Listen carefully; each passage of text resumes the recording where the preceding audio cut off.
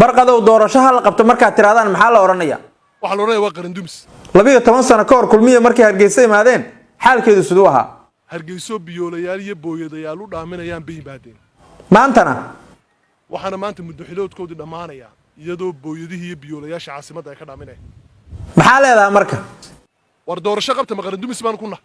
maya war umadu biyaha yeesha ma qaran dumis baan ku nahay maya war umadu caafimaad yeesha ma qaran dumis baan ku nahay ma ku tiidin war umadu layd dawladeed ha hesho hadeena heli kareen dawladdu waa ka kaantaroosho ma qaran dumis baan ku nahay kuma tihiin qaran dhisa ku tihiin aqliga dalka jooga waa ka noocaas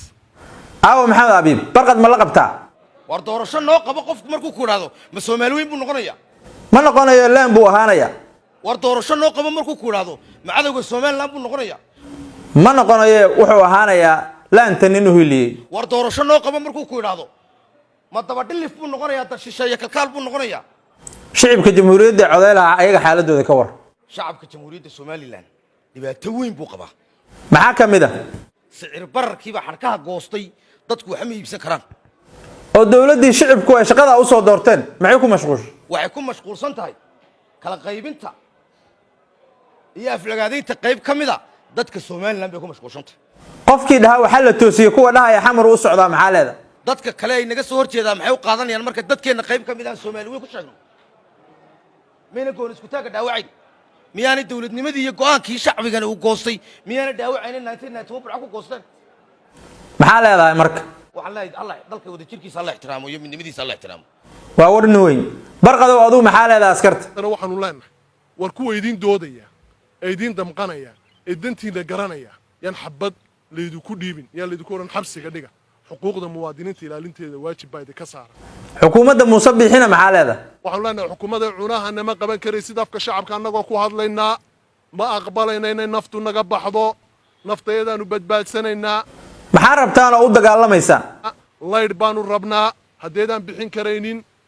waxaanu rabnaa caafimaad hadeedaan bixin karaynin ummadda u sheega waxaanu rabnaa waxbarasho bilaasha hadeedaan bixin karaynin ummadda u sheega waxaanu rabnaa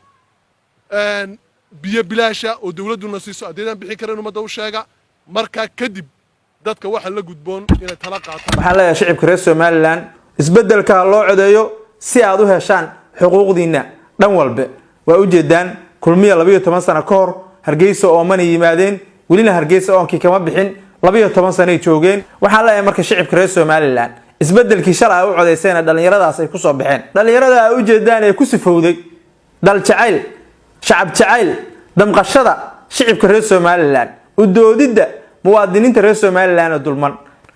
ee waxa weeye madaxweyne Cabdiraxmaan Ciro oo waxa weeye sababta uu ahaa geed fadhiga uu ahaa isbedelkii halkiisii uu taagan yahay waxa la idin ka rabaa inaad dhameystirtaan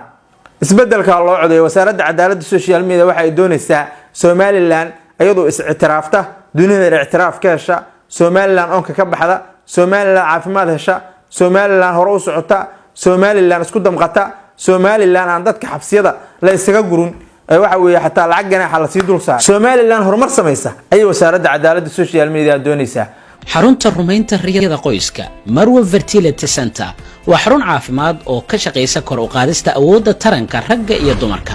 hamiyarida gogasha waa dhibaatada ugu badan ee haysata rag badan dhalman la'aanta alla ayaa bixiye iyo ogxaanta oo daciiftana waa dhibaato haysata haween badan fadlan nagu soo booqo xarunteena Muqdisho Taleex ama nagala soo xiriir telefoonada shaashada kaaga muuqda mahadsanid war muuqaalkan si share garay oo la garay si uu gaar shacab badan daawad hadaan lagu xusubtaan lagu soo biir hadaa hore noo la joogtana ku maasantaa daawashada muuqaaladeeda muuqaalka inta ka gaari doono waa anigu wasiirka cadaaladda social media oo leh bishaaro waxaan kuugu bishaareynayaa application-ka Baysi waxa uu ka caawinayaa inaad ehelkaaga lacag u dirto adigoo jooga gurigaaga iyo goobtaada shaqada loo diraha lacagtu waxay ugu dhacaysaa telefoonkiisa gacanta Baysi waxaad ka heli kartaa App Store-ka iyo Play Store-ka